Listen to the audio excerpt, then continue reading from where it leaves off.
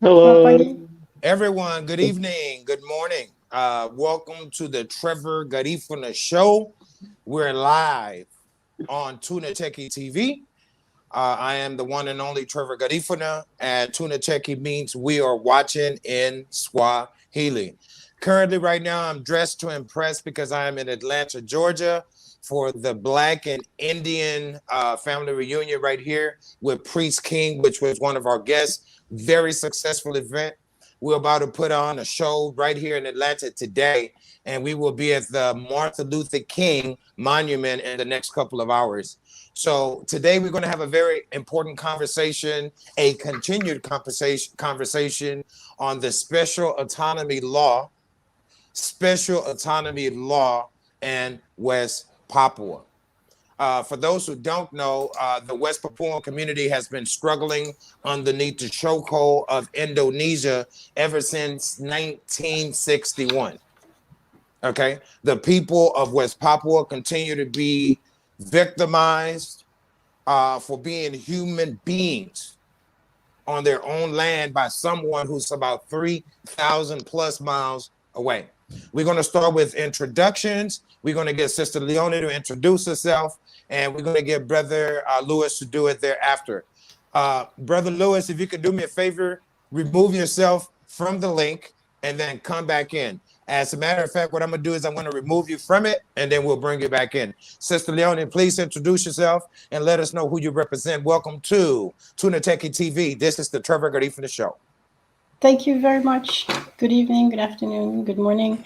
My name is Leonie Tongahma. I am a West Papuan living in the Netherlands, West Papua, and I'm from the Organisasi Papua Merdeka, which is the Free Papua movement. I'm glad to be here on behalf of the people of West Papua, our chairman, Bomanak Jeffrey, as well as on behalf of the National Liberation Army of West Papua. Greetings, revolutionary greetings to you all. Thank you, Sister Leonie. Once again, Organisasi Papua Merdeka. Organisasi Papua Merdeka. And we've been around for quite some time, and we're here to let you know we're not going anywhere. And we're focused on liberation, self-determination for the Papuan community. Brother Lewis, please introduce yourself. Everyone, welcome to Tuna Techie TV. This is the Trevor Garifuna show. Thank you, Trevor. Good night, Leonie. My name is Leonie. Sorry.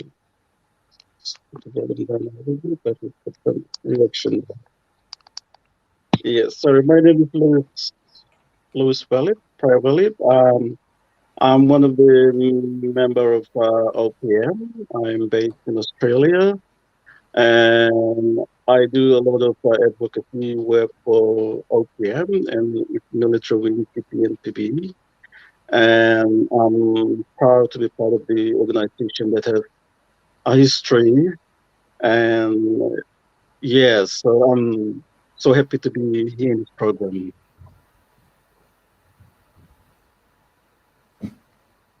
We can't hear you. Thank you for being here with us, Brother Lewis, and thank you, Sister Leonie. And Sister Leonie, thank you for being here with us. Again, this is an ongoing conversation between the United States of Africa, President Daniel Mwambuno, who we support 100% as the Africa is watching Tuna Techie TV network. We're in the business of empowering our people. That's the business that we're in, empowerment. And today we're going to have a conversation about something called special autonomy. I'm going to bring it up as to what this topic is about. Special autonomy in West Papua and current affairs. What is the benefit of special autonomy, and where is self-determination, where self-determination does not exist for our people? It's a big difference between the two. As usual, all of our audience members don't know what's going on in West Papua. So we're going to ask Sister Leonie to give us a brief on 1961 to date, real fast. 500,000 people have lost their lives. Leonie, who are we? Why are we here? Why are we having this conversation? We are the people of West Papua, formerly a colony of the Dutch, which was transferred in the 60s in a very strange way, in a very fraudulent way to Indonesia, whereas all the rest of the humanity, all the rest of the colonized people in the world were decolonizing. We were being recolonized in the 60s by a new colonizer, which was Indonesia. Very briefly, again, this is about the right to self-determination of a people in the Pacific, part of the Melanesian group. There are 3 groups in the Pacific. There are Melanesians, Polynesians, and Micronesians. The people of West Papua have always felt keen as a family of the Melanesian group. The Indonesian people are an Asian people, and it brought on to us the necessary pain, or the pain that came with it, that was inflicted on us due to the racism. The Indonesian regime is a very racist regime which looks down upon Black people, in particular the people of West Papua, whom you can see, as you can see, Louis and I are Black people. Yeah. We have been colonized and recolonized by the Indonesian government, and it has used its military to control the territory. It is an illegal occupation that we are facing. The Indonesians usually say that in 1969, the people of West Papua chose to become a part of Indonesia, but we did not. What happened was a fraudulent vote, which we call the act of no choice. It was supposed to be a referendum where 800,000 people in West Papua at the time were going to choose if whether or not they wanted to become part of Indonesia, to be recolonized by Indonesia, or to become a separate entity. And we wanted to become a separate entity. We had already said for at least 10 years. And before that, in the 50s, we had already informed the people, the government of the Netherlands, which was the previous colonizer, and the new colonizers, and to the world, that we wanted to be an independent nation. Okay. This did not happen. This was under heavy influence of the Americans, the American government, which at the time discovered something. They saw there was gold, the biggest gold and copper mine in the world, or at least they did the necessary research to start assuming that there was a lot of interest there, and they didn't want to let go. So they didn't actually care if a Black people was actually going to be sacrificed because of that. And we suffer from that act of recolonization ever since. We are one of the rare communities. I mean, there is no other community in Melanesia which actually has people living in exile like we do. We have about 20,000 people living in Papua New Guinea, which is right next door. We have about 500 people in Australia. We have about 1,500 people in the Netherlands. 2 or 3 or 4 families in Sweden. 2 or 3 families in so it's in Melanesia. You don't go away from Melanesia because you feel comfortable. You only go away from Melanesia because your life is threatened by the Indonesians. So this is the situation today. In West Papua itself, it has been a complete disaster for the people of West Papua. It has been a lot of trauma because of the militarization, which brought with it a lot of human rights violations, gross human rights violations. There's been some ethnic cleansing, and we go up to say that there is genocide because there was the intent, according to us, from the beginning to actually wipe us from the surface of the earth. Policies have been brought in, development policies, and one of them started 20 years ago, which was the special autonomy policy. Exactly. And thank you, Sister Leonie, and Brother Lewis. Special autonomy. Can you tell us what the special autonomy law is? And again, this conversation today is going to be about that and the fact that this is a farce. And for those who don't know what farce means, FARCSE, Google it. It is a figment of our imagination. It's something to make us feel good, make us think we're actually getting something, Louis. But what is the special autonomy law about 20 years ago that was passed? Thanks, Trevor. Yes. In 2001, Indonesian government introduced a special autonomy law for West Papua. Um, but the reality is that autonomy is an admission by Indonesian state that the territory of West Papua requires an additional protections from the Indonesian administration. So the key word which says the additional protection, it means that when you Right. have a special autonomy, it has to be run by the Papuans themselves, Right. and all the military forces, like Indonesian security forces, have to be fully withdrawn from West Papua. Right. So that was not really the case. So the autonomy was offered by Megawati government, Hmm. which really is a substitute of, in place of the self-determination, which the West Papuan people were asking for.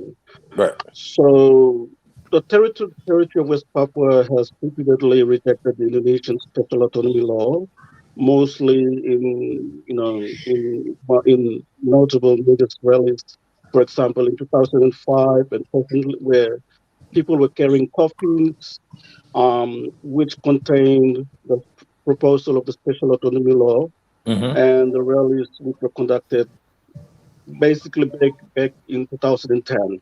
So the special autonomy was not the answer to the problem in West Papua. So Hmm. anyway, it was introduced in West Papua, but a lot of the rights that are mentioned in the law were that should have been implemented in West Papua were never implemented. Right. Nothing at all. What the governor of Papua was saying was they just gave us the money, Yeah. but all the rights of the West Papuan people that were actually mentioned in the special autonomy law were never implemented. Hmm. So basically, the absolute power, as the chairman Bomanak said, the absolute power is in Jakarta. The governor of Papua doesn't have any power at all. So when there is a major problem, like you have the major military operations Right. carried out in the highlands of West Papua, the governor of Papua doesn't have the power to say no. So the absolute power is in Jakarta. They still Yeah, control it. exactly. Exactly. So you have all these military operations that are going on in West Papua, and people are they are carrying out all these major operations and bombing the villages. Yeah. People are being displaced, Hmm. and the governor of Papua can't even do anything because he doesn't have the power. Right. So it's not really a special autonomy at all to the West Papuan people because as we go along, we see there is an increase in by human rights violations against our Right. people. Exactly. Our so our people continue to be displaced on their own land. We have West Papua became heavily militarized. Hmm. Our people are being marginalized on their own land. So there's so many problems that are associated with this special autonomy law. Right. Right. And let me Yeah. ask you. Let me ask you, Lewis. And this question is for you as well. I want both of you to answer it. What is the thin line between special autonomy and self-determination? So we have self-determination and we have special autonomy.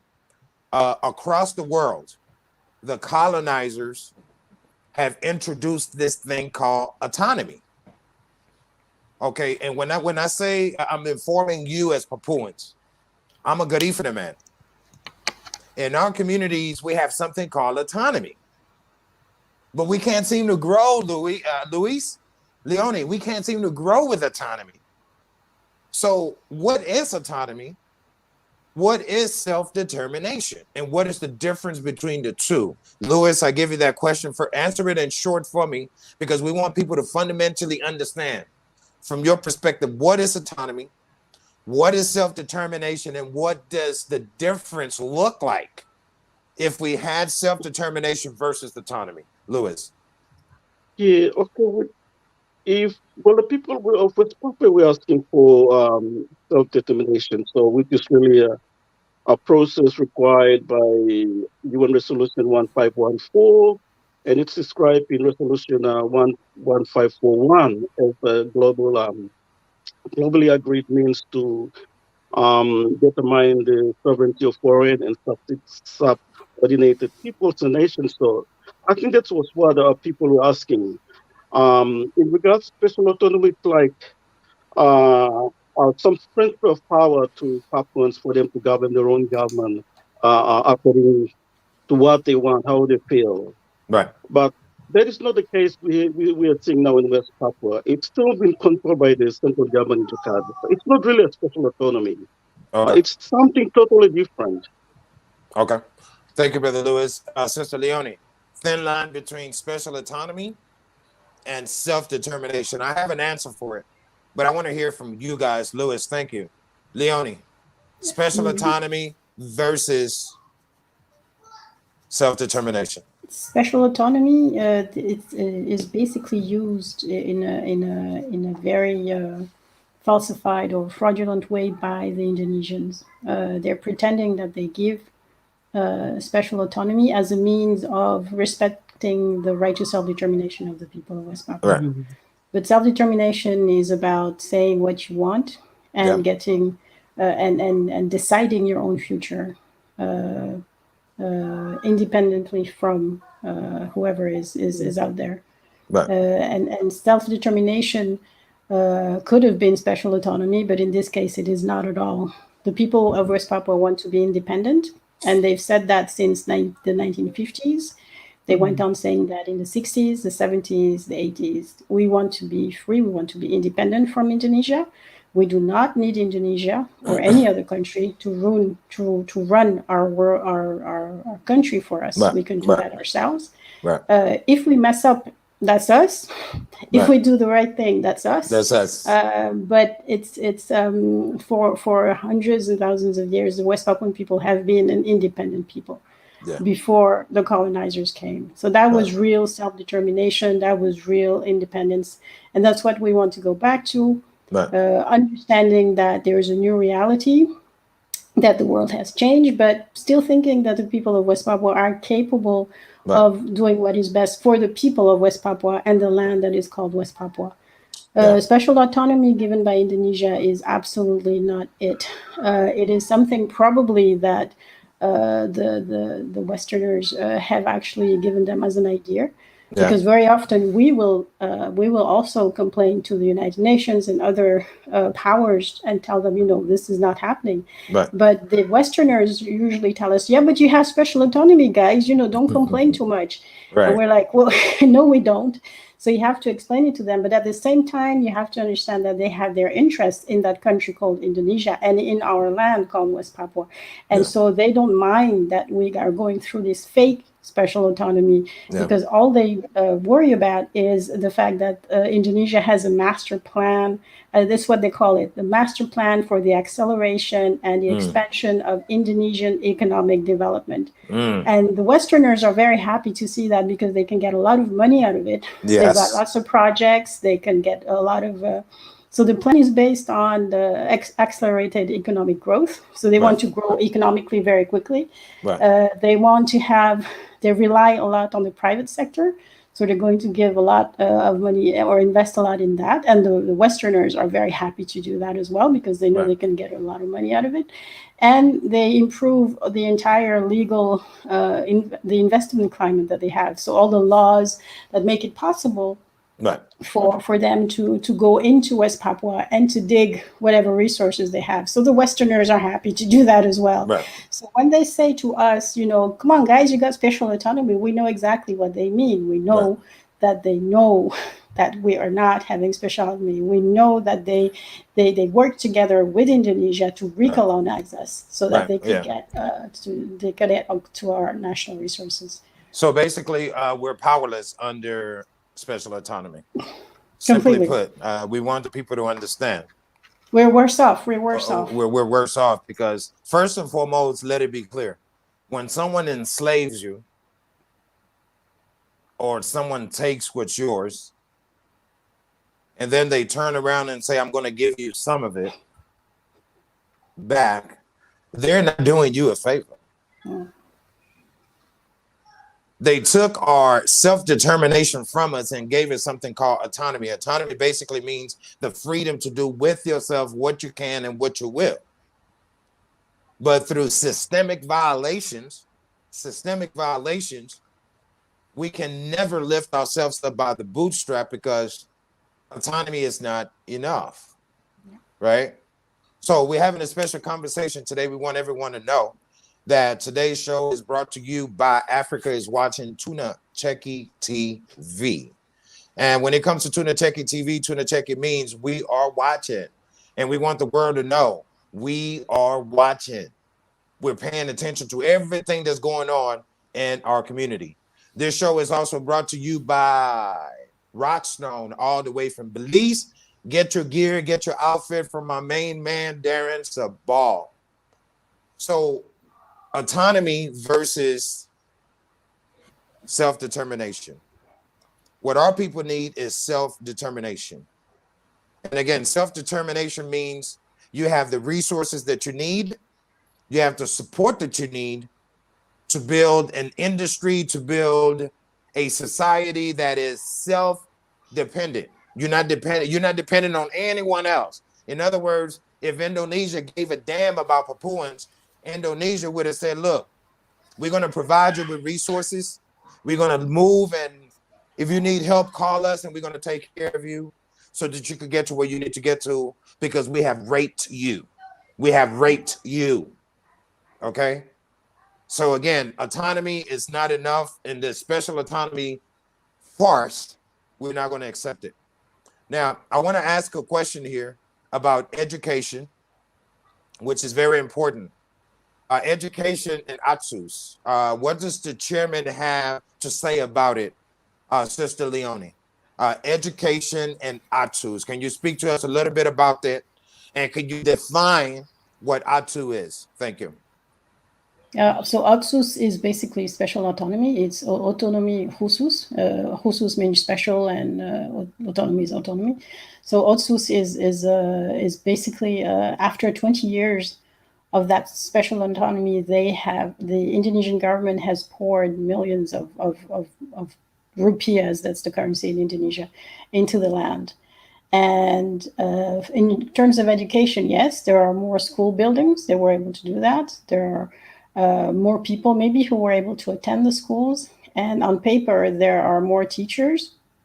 But after 20 years, and this is people who have monitored it and who have studied it, they see that there are buildings, but there are practically no teachers. People don't want to go there. Yeah. West Papua is one of those areas where after 20 years of special autonomy, we still have a good, and this is a figure I have to look, 250,000 indigenous Papuans who are at the age of schooling, but who are not attending school. Oh my gosh. So there's a huge discrepancy between what we're supposed to be able to be doing with what is happening right now. In terms of expectation, Papuan kids attending primary schools have very little chance of getting to higher levels of education. Yeah. In other words, after 20 years of special autonomy, when a big industry comes, because that's what they want. They want to pour money into it so that they can put infrastructure, so Westerners and all the others can come into. When that big industry comes into West Papua, we know already that the indigenous Papuans will not be able to be working there.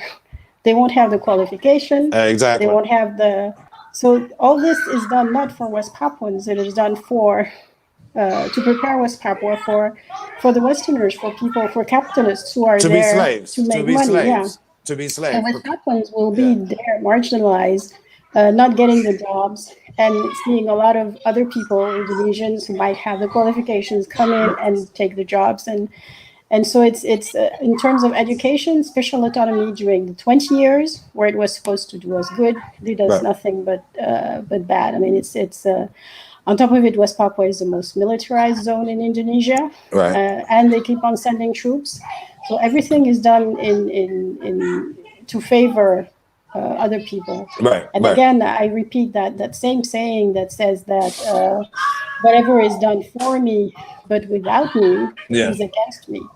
Because they're doing this all in Jakarta. They're doing this all among themselves. They're taking some house Negroes of theirs to talk about it and to make us to pretend that Papuans are involved.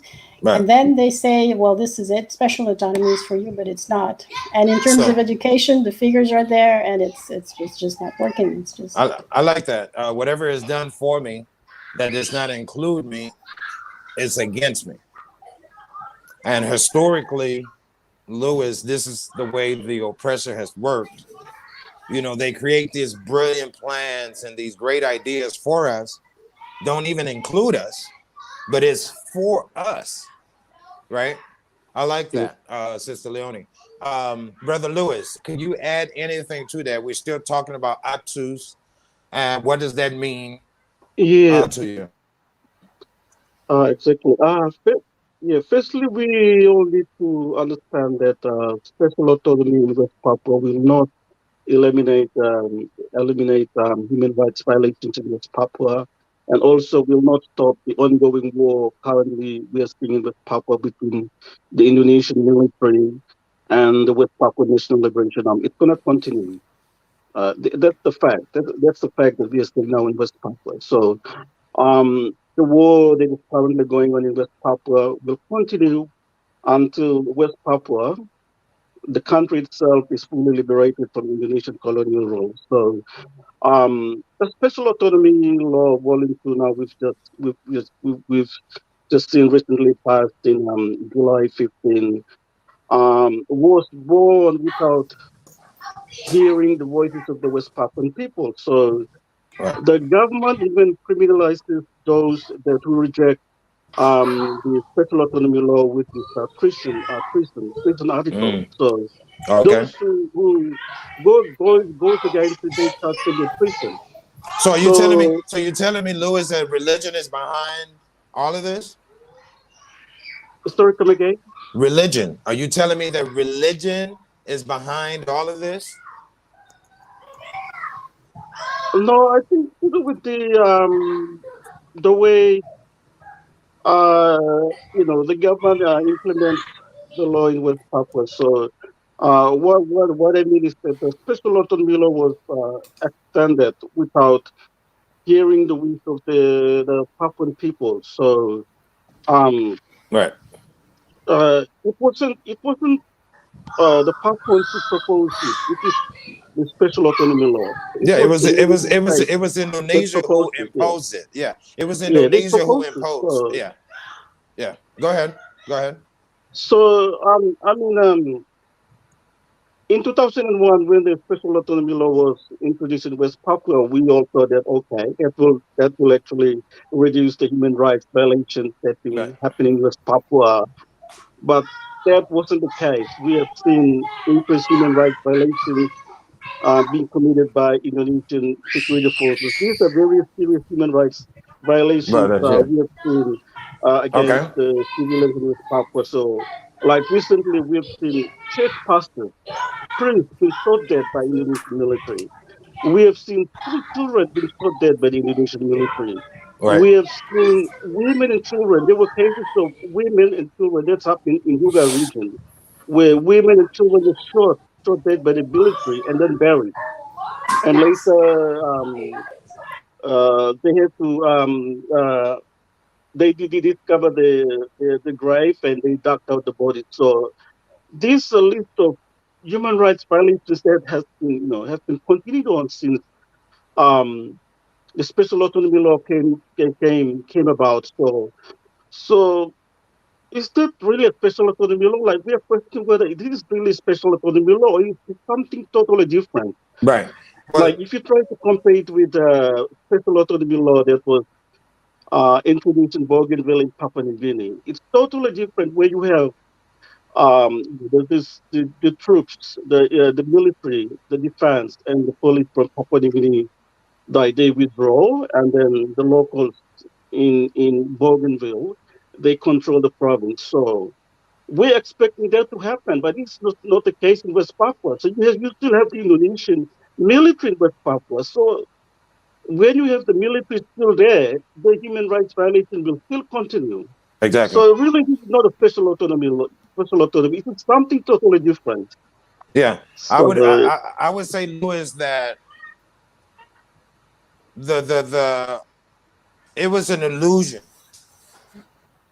Leonie. It was an illusion, Lewis, that they wanted us to buy into. That's why I mentioned earlier, the one who oppresses you is not going to free you. I repeat, and the one who oppresses you is not going to give you solutions to liberate you.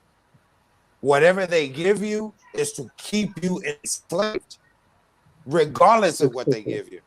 Even if it looks good, even if it tastes good, smells good, it can be palatable to all of your five senses.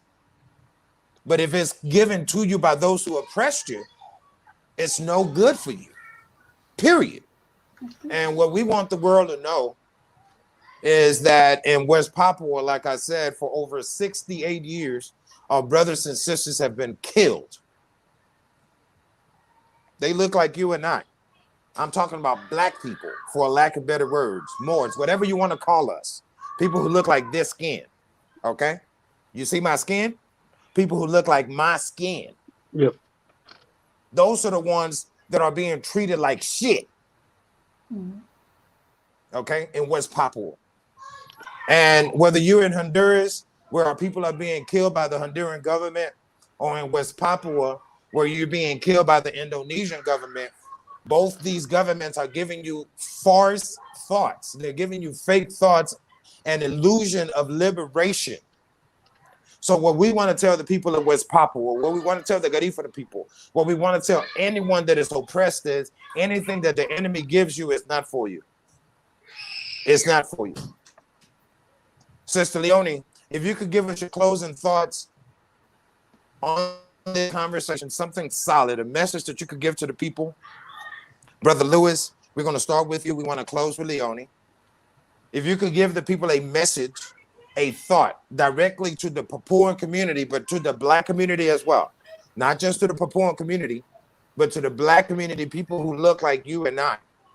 What is that message, Brother Lewis? Thank you, Brother Trevor. We would like to appeal to our friends around the world in diaspora. The situation in West Papua is extremely urgent, and we feel that if we don't receive any help from the international community, we will be totally wiped out from our own country. And we need an agent assistance from the African Union, from ACP, the leaders, if they could. Well, I think they know about the situation currently in West Papua now, and with the special autonomy law, they know that our people have actually rejected the law, but it's something that's been forced upon us now by the Indonesian Right. government, and they are using the military itself to carry this in this purpose. At the moment, this special autonomy law, what we're seeing now, it's just similar to the 1969 Act of Free Choice. This is the same pattern we are saying where, they are forcing it against our people, Right. and, without involving us. So we are appealing to our friends Right. in Africa, African Union. Yeah. We need international support from our leaders there to Right. ensure that this special autonomy law is stopped. It doesn't get implemented, and the issue or the right to self-determination should be put on the table for discussion. That's exactly what the people of West Papua want. They do not want a second phase of the special autonomy law. What they want is the right to self-determination. Agreed upon. Thank you, Brother Lewis, and thank you for being a part of this show. Everyone, you are live on Tuna Cheki TV. My name is Trevor Garifuna, and Tuna Cheki means we are watching in Swahili. And we want the oppressors to know, we want every government to know, we are watching. We are watching you, and we're sharing the word and letting the people know that autonomy ain't shit. Okay, and we letting the people know that the government of Honduras continues to oppress the people of West Papua. We're not going to let that go. We're not going to forget, and we're not going to sugarcoat anything. This is the one thing I love about Tuna Cheki and why I broadcast off of Tuna Cheki, because we don't sugarcoat. Sister Leonie, your closing comment and the message to the people. Absolutely. Thank you very much. again for letting us talk on this channel where the message is clear. We are watching. Thank you for watching. Thank you for understanding the situation. That is exactly what the colonizer, the imperialist, doesn't want to happen. They don't want people to know that the special autonomy is fake, that it is indeed sugarcoating, that it is just an argument that you can throw at West Papuans when they say that they want their right to self-determination and their independence to be respected. They say you have special autonomy, but by watching the show, our brothers and sisters throughout the world can understand that it is fake, that it is not something that is helping, that it is something that helps the oppressor, that it is something that destroys the West Papuan people even more. So we hope our brothers and sisters throughout the world do not buy into this in the same way that we usually get Western governments telling us that, telling us, well, you've got special autonomy, you know, why are you complaining? So hopefully this is well understood. The other thing that is usually the case, and I mentioned the term before, in order to enable such a thing, you need house Negroes. Right. And we have them in West Papua. Yeah. And thanks to them, the law has been is now being reenacted. The president of Indonesia signed it, and that's what those house Negroes are, the ones that are being shown to the world today by the Indonesians to say that the West Papuans wanted. A year ago, our chairman actually made an intervention. I mean, and one of the things he talked about was special autonomy. I don't know if we have time here to show it, but I don't know if because he was talking about. Are you able to play that video from your end? I should be able to if I share my screen. Go ahead. Let's see if we could do that. Okay. And we want to thank everyone. Thank you for your patience. We want to play a little video real quick if we can. And again, you are on Tuna Techie TV. We're live on the Trevor Garifuna show. And if we can't show this video, we will get a chance to show it at some point. That'd be nice. Let me see. How do I no worries share? At all. Yeah. I say share screen. And okay. then I do, sorry. Share screen. We want to thank our guests for being here with us today. Thank you for your patience. Each one of you are important to what it is that we do because we share the message with you. It's your job to take it to the community. It's your job to take it to the community. Are we struggling there with this, sister? And I've got this thing now. So it's maybe I need your intervention. No, it's not. It's not allowing me to give you, like giving you host ability so that you could do that like Zoom. So okay. yeah. It's okay. We will let's get this. Yeah. We're going to continue to have this conversation. We're going to get this video has to be an MP3 in order to play through StreamYard, and Michael Tuna Check-in is helping us with that. My closing comment is this: Sister Leone calls them house. Go ahead, brother. As we close. Yeah. The current situation now in West Papua is the issue of the COVID-19, but. In order for the Indonesia to force the Papuans to absorb and accept the outcome of the revised law, they've actually used the issue of the COVID-19 as an excuse to prevent our people from protesting and engage in mass demonstrations throughout West Papua. So our people are not actually happy with the outcome of this revised law. So they are going out on the streets and trying to demonstrate, hold demonstrations all over West Papua. But immediately the Indonesian military and the police would arrest them. And they're using this COVID-19 as an excuse to prevent our people so that, they won't do the demonstration and they will sort of absorb and accept the outcome of the special autonomy laws. So this is one of the tactics now they're using in West Papua. They're using the issue COVID-19 as an excuse. Right. So really, anything they could use as an excuse, and I must say that COVID-19, and that's the subject we're going to be talking about next week. I have some speakers who's going to come in and we're going to talk about COVID-19. And COVID-19 is being used to turn Americans against Americans. citizens against citizens across the globe. Yeah. And fear and division is what the government does. So if you continue to fall for this, people, shame on you. My closing comment, Sister Leonie, you want to call them house Negroes. Well, I live in the United States of America and we call them house niggas. Okay? We call them what they are. They're house niggas, not house Negroes. Negro means black, for lack of better words, but a nigga is the problem. You know, a Negro is not going to sell his family out. A black person understands that if I sell my family out, I'm selling my community out. But a nigga don't give a damn. You give a nigga $1, you give a nigga a home, you give a nigga a car with 2-door garage, and a nigga gonna sell you out, period. So that's who they are, who we're talking about, those who are selling out the good. Look, 60 Garifuna people have been killed in the past 2 years, Leonie and Lewis. And I want to let you know there was a Garifuna nigga behind every murder.